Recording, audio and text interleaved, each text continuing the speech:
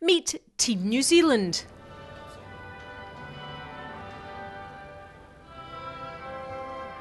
The Kiwis were back playing in their first World Championship in 7 years when they lined up in Basel, Switzerland in 2012, having qualified by finishing second in the 2011 Pacific Asia Curling Championships.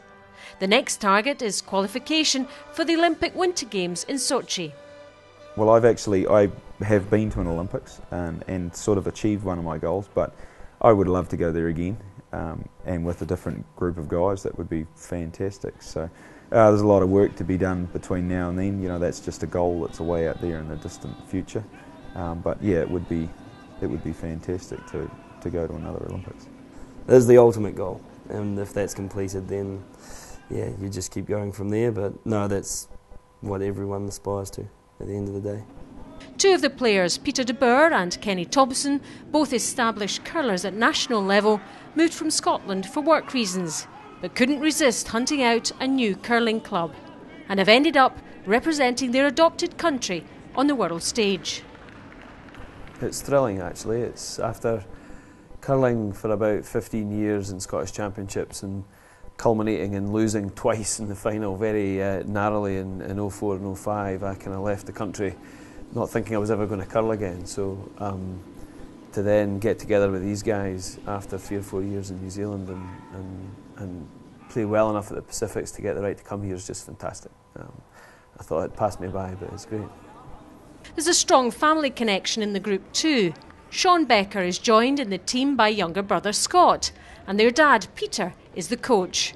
Curling is very much a family tradition.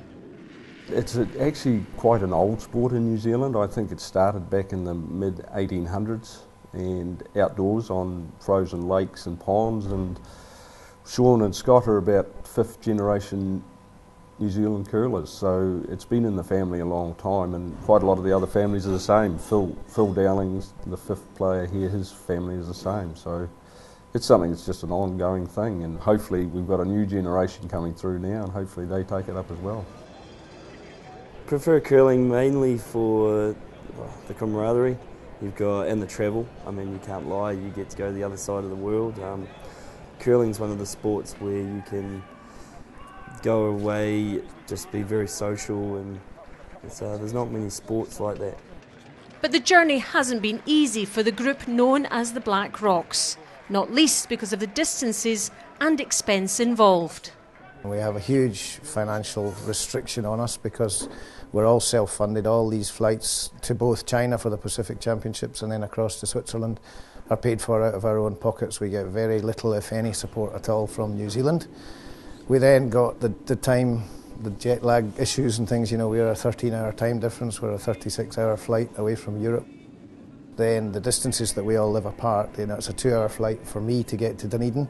It's an hour and a half for Peter to Dunedin. It's then an hour and a half drive to the only ice rink that we can practice on. So just getting together to throw some stones is a fairly significant issue as well.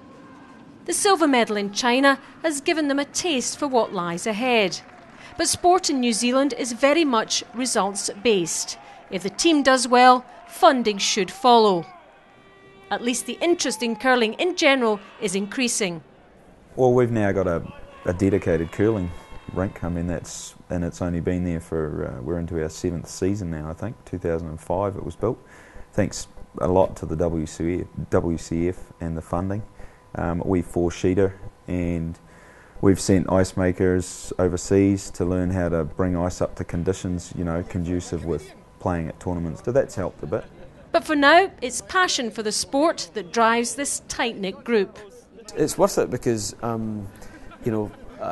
curling is something that I've done and that we've all done for a number of years. It's our sport. It's what we kind of, it fires that emotion inside you that any competitive sports person has. You've got to sacrifice it. You'll always be regretting not doing it otherwise. They may be the underdogs every time they step on the ice on the international stage, but their hard work, their talent and their perseverance has already paid off.